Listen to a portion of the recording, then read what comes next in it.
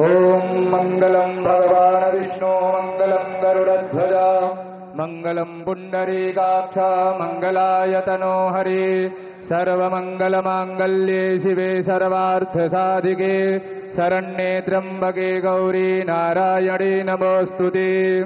आचम्याम् ओम केशवाय नमः, ओम नारायणाय नमः, ओम माधवाय नमः। हस्तौ प्रक्षालनं गोविन्दाय नमो नमः।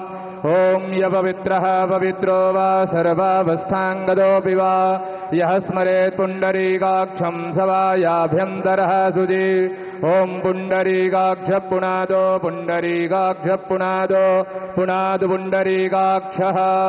स्वस्ति न इन्द्रो वृद्धस्रवाः, स्वस्ति नः पूषा विश्ववेदाः, स्वस्ति नस्तारक्षो अरिष्टानेमिः, स्वस्ति नो बृहस्पतिर्दधातु।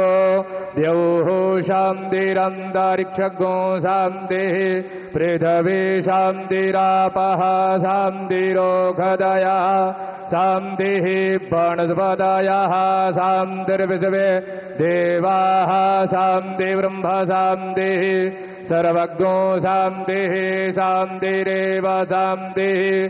सामा शान्तिरेधिजतो यतः समीहसे ततो नो अभयं गुरु। सन्नः गुरुप्रजाभ्यो भयं नः, पशुभ्यः सुशान्तिर्भवतु। श्रीमन्महागणाधिपतये नमः।